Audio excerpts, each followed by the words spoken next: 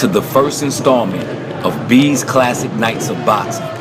In this series, we'll speak about some of the most memorable nights of boxing.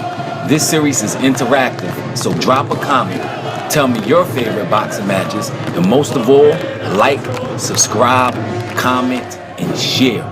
Once again, thank you guys for watching. I appreciate it. On December 8th, 2008, Floyd Mayweather and Ricky Hatton faced off for the WBC and ring welterweight titles. Going into the fight, Ricky Hatton had a reputation for being a fearless fighter. While cruel, Hatton showed the ability to take a punch and make opponents wilt off of sheer aggression, flurries of punches, and energy. Ricky's ability was ultimately realized during his fight with Costa Tszyu.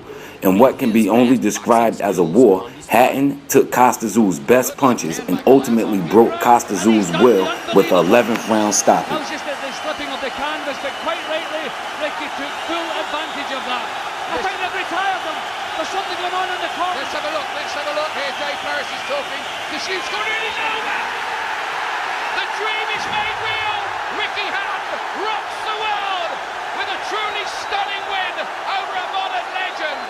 He is the champion of the world. The hitman really has arrived in the big time. Floyd Mayweather, on the other hand, was considered the pound-for-pound #1 fighter. Mayweather was a combination of speed, skill, and smarts. Mayweather combines all his attributes with a style that proved hard to solve for anyone who stepped in the ring with him. Floyd's most impressive wins were two perfect performances. The first against the young and undefeated Diego Corrales. In the Corrales fight, Floyd displayed dazzling defense combined with offensive power, which proved too much for Diego. And there's the third knockdown of the round. I'm going to stop the fight myself if you don't throw punches.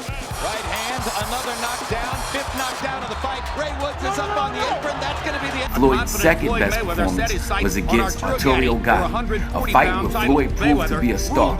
Floyd beat Gatti around the ring while displaying the same mixture of offense and defense that he showed against Corrales. The only knock on Floyd was the fact that aside from the first fight with Castillo, no one was able to push Floyd to the limit. And going into the fight, pushing Floyd to the limit was something Ricky Hatton planned on doing. It's got to be very embarrassing for him when he gets beat by a fat British kid who's fought loads of fighters over the hill, who's too slow, throws round punches, his footwork's too slow. How embarrassing for him to get beat by someone like that. On fight night, the tension was high. Fans of both fighters showed up in packs. Fans all the way from the UK came to Vegas in support of their hometown hero Ricky Hatton, who at the time compiled a record of 43-0 with 31 knockouts. Floyd Mayweather came into the ring with a record of 38-0 with 24 knockouts. Fans of both fighters couldn't imagine their guy losing. At the same time, questions still remain. How would Floyd deal with the relentless pressure of Hatton, who wouldn't take no for an answer? Was Floyd Hollywood, in love with the money, unable to push himself to the limit? As for Hatton, we didn't know how he'd deal with the skill level of Floyd Mayweather. Would Hatton be able to wear Floyd down and make him fight the hitman's fight? How would Hatton deal with the speed and reflexes of Floyd? Luckily, some of these questions were answered in the opening round.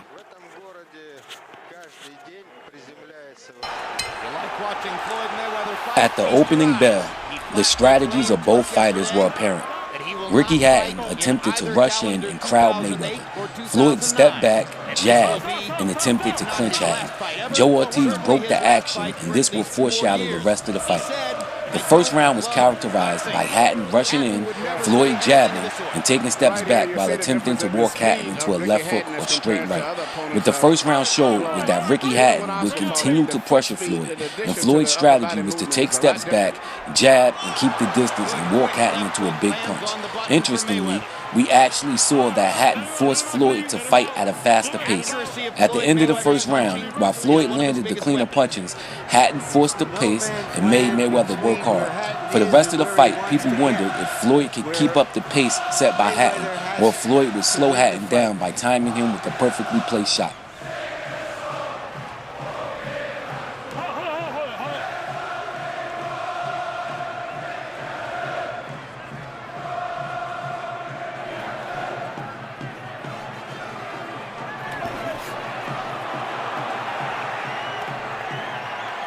far, Mayweather is doing a very good job of toward the end of As the fight continued, the pattern of Hatton mauling Floyd and Floyd pot-shotting and covering up continued into the 8th round.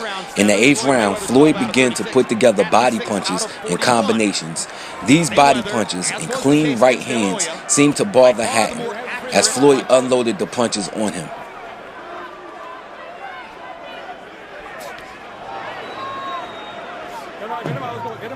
that time it was Ricky Hatton who reached out and grabbed Floyd Mayweather after Mayweather connected with a punch. Now Mayweather takes Hatton back against the ropes, reversing the pattern.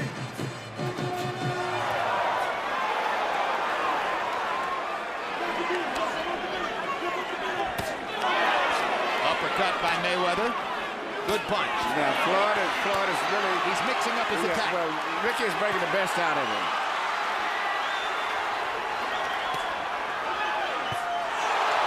Great right hand seemed momentarily to stun Hatton. But Ricky bounces and comes forward again. But he's just eating up those right hands. And Floyd is, as I said at the end of the last round, is becoming more physical and more aggressive himself now. Hatton would do well to try to get out of the center of the ring. Mayweather has huge advantages when they're out there. Yeah, Floyd has still got good eyes, good reflexes, and I like to see him when he's more aggressive like he was a few seconds ago, and when he fought Diego Morales.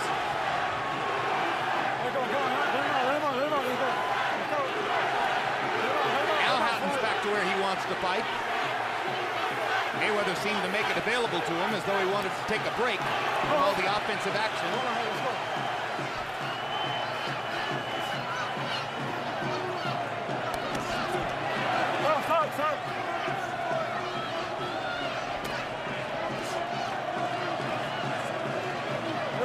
Get him out. Let's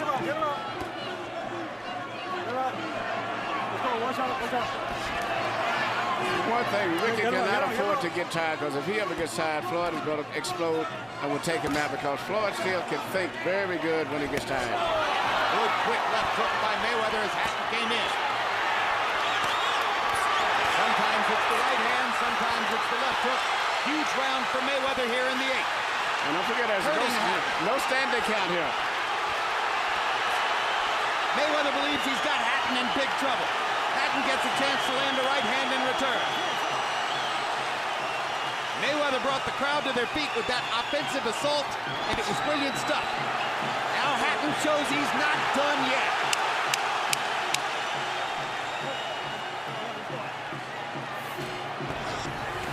But the difference is Ricky's not landing anything effective and clean. It's ineffective aggression. While Hatton managed to have a better 9th round than the 8th, everything ended in the 10th. The 10th round started with Hatton applying pressure, but by the 10th round, the work rate, clean punching, and power of Floyd began to wear Hatton down. The left hooks that missed earlier in the fight, one of them finally landed. The check left hook that Floyd landed has become etched into the mind of anyone who watched the fight. 0 for 8 with his jab. Harold, how do you have it tonight? Okay, Jim. 5-3, 1 even, 86-84, Floyd Mayweather. Jim, he's starting to move. You see, just as I said early in the fight, where Ricky Hatton rushes in, Floyd Mayweather skips back, gets off a nice right hand, and he nails him on the way in. Floyd taking over the fight, wins 3 rounds in a row on my card. I'm clean punching. In case you're wondering about the indomitability of Hatton's fans, remember that Ricky Hatton and his public have never tasted defeat. 43 wins, no losses coming in. A victory would leave him once again dead level with his Welsh compatriot, Joe Calzaghe, who's 44 and 0. They've been stride for stride throughout their careers. Check left hook. A check left hook right into it. He never saw it. What a perfect shot. The left hook by Mayweather, and that tells you everything you know. And he is on shaky legs. Yeah. He's on shaky legs. He's got to buy time here. Well, he's not the type of fighter that knows how to do that. Every situation for Hatton. This fight is over. Floyd Mayweather has a knockout victory over Ricky Hatton. Mayweather dealt. The Hatton-Mayweather fight goes down as a classic because Hatton proved to be a worthy opponent. Hatton pushed Mayweather harder than anyone has in years, and he also put up a great fight. Hatton helped Mayweather look exciting, and fans got to see some of the attributes that made Mayweather one of the best fighters of this era. But what makes this fight so exciting is the backstory of the Observer. This fight will always be etched in my memory because Ricky Hatton was one of my cousin's favorite fighters. I was introduced to Hatton by my cousin one day. While sitting at home, my cousin called me over. He sat me down and made me watch about 5 Hatton fights in a row. After watching the fights, I saw how the UK got behind him. I also observed the electricity which surrounded the Hatton movement. On fight night, I invited my friends over to the house and we all enjoyed food and drinks.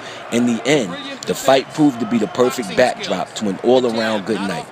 Thanks for watching, share, comment, and let me know some of your favorite fights and what you were doing during the fight that made that fight such a memorable night. Thank you again.